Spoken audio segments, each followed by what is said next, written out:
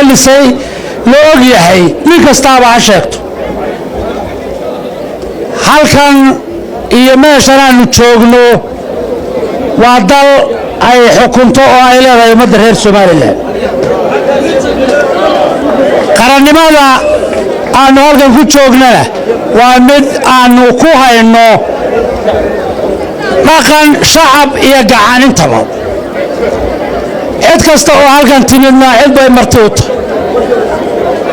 cid kasta oo halkan timid cid bay marti u tahay waana la hubaa qaar baa yidhi wasiir baa tahay siyaasadda ka hadle maba yaqaano macnaheedu wasiir waxa uu yahay wasiirku waxa uu yahay anigu madax dhaqameed baana halkan reer Soomaaliland waxaan ka wadaa salaanaan uga wado madaxweynaha jamhuuriyadda Soomaaliland mudane Muuse Biixi Cabdi oo madaxweynena u ah abtina wiilka u ah garaadka la boqray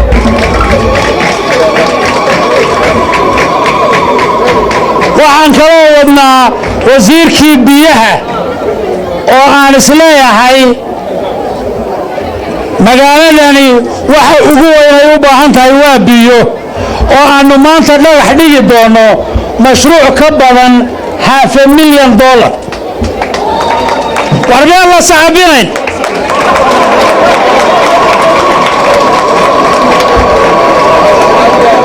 ku celiya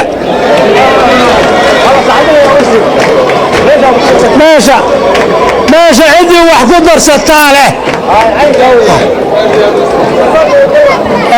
horena waanu yimid maantana waa joogaa miyaana waddadii oo $500,000 ku baxay soo dhisin waar miyaana dhisin miyaana biyihii xargagare u samayn waanu samaynay garaadka waxaan leeyahay ama waxaad ku hogaaminaysaa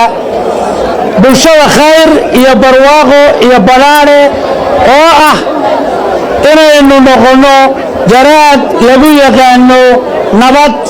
soo hirow horumar ayaanu kaa rabnaa waqtiyadan dambe waxba qarin maayo balaanu anagu inta wada taytalada haysanaa inta taytalada haysataa ha bardoodunto oo hays haysato oo kuraasta ha lagu kala duwanaado laakiin garaadadu guri bay joogi jireen dad bay u talin jireen madax dhaqameed bay ahaayeen waxaan codsan lahaa inaanay raggayaga kuraasta iyo siyaasadda isku haya aanay garab ordine ay ku ekaadaan madax dhaqameedkooda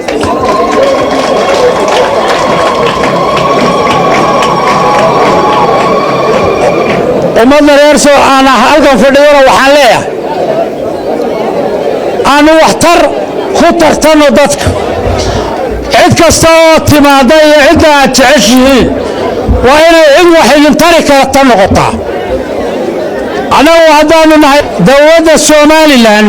waxaanu diyaar u nahay in aanu dadka wax tarro hadday ceel tahay hadday waddo tahay hadday MCH tahay hadday iskuul tahay hadday shaqaale tahay hadday askar tahay inaanu dadka wax tarro ayaanu u nimid oo u joognaa oo ku matalnaa oo aanu kaga tagnaa oo ku nimaadnaa qori lama nimaadno maag lama nimaadno cay lama nimaadno wax iska sheeg lama nimaadno hanti baanu la nimaadnaa iyo waxtar aanu dadka la daba socon